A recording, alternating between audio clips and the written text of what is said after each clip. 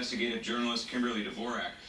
Kimberly, so the big picture here, in my opinion, we have Saudi Arabia now severing ties, diplomatic ties with Iran. We also have the UAE involved in that. We have Bahrain as well. I look at the big picture here, and I see that this is setting up the stage, I think, for a possible sectarian-driven war when you start looking at all the machinations that's going on in the Middle East. But part of this is fueled by Barack Obama's policy toward Iran, which has emboldened Iran to make these kinds of moves. Absolutely. There was a lot of money that was freed up, billions of dollars, for the Iranians to go in now and boost their ballistic missile system. They've already had meetings with Russian President Putin to get the technology they need to have that capability. And their end goal, as we know, is to have a nuclear weapon.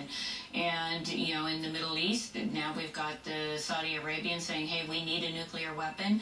And you're really starting to see, and Obama pretty much set the table here for a Sunni versus Shia ethnic, race here to see who's actually going to rule the region. And I think that it was a big mistake to allow the Iranians to get everything they wanted. We got no hostages back, and they're basically going to run the table right now with the help of China and Russia. Right, so Iran got what it wanted, plus the hundreds of billions of dollars in unfrozen assets. Obama apparently got what he wanted, some sort of legacy of, quote, peace in the Middle East in this Iran nuke deal. But Israel got spied upon. And in the process, we have found out that as the Obama administration was spying on our ally, the only democracy in the Middle East was also spying on Congress. Now, if I remember correctly, Kimberly, in the 1970s, there was a pretty famous or infamous president of the United States who got in a lot of trouble for spying on people. This is completely unlawful. Yeah, it is. It's absolutely a separation of powers issue. We have three branches of government, and they're equal branches of government. And in this case, the president, after the big scandal came out that we were spying on all of our, including allies, phone conversations, the president made a special, allocation here and said, look, we're not going to remove Israel from that list. We want to know what's going on.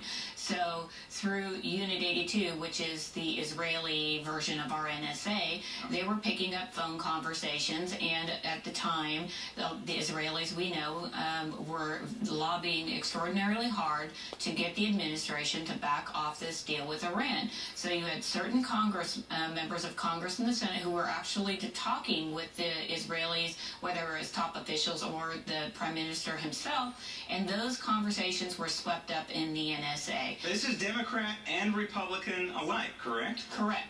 Because you remember when we first started with the negotiations here, the president was having a hard time with his own party. They weren't all on board with this, and this was going to be some sort of treaty at the outset. But of course he couldn't get the support he needed, so he went on and decided that this would be a government agreement with another government. That's how, in the end, they got the deal through. So here's the question. What is the Congress going to do about this? Here, they were spied upon. Their rights were violated. Clearly, constitutional rights were violated. Separation of powers were violated. Laws were violated. And what is Congress going to do in this last year of Obama? Are they just going to look the other way and say, oh, well, come on, there's only a year left. We'll just let it slide? How many things are they going to let slide with this man? Well, I think that, both, like you said, both political parties have been a part of this process. And, it just, today when you watch the, if there was any news reporting on this blockbuster report that came out last week with the Wall Street Journal, we've seen zero coverage on it. So what that tells me is that, well, hey, the Republicans may be angry about this, but they'll say if we get the White House in here, we might need to use those same tactics. And, of course, this has, the violation of posse comitatus written all over it, because unless these congressmen and senators had offices overseas, the military is not not supposed to be looking at information on citizens unless there's martial law in play here.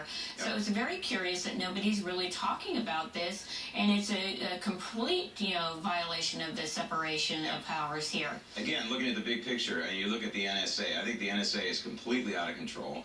Congress controls the funding for the NSA. I'm not saying defund and disband the NSA, but I'm saying it is time to look deeply into what this NSA is doing to our constitutional rights in this country. Kimberly, Exactly. Thank you.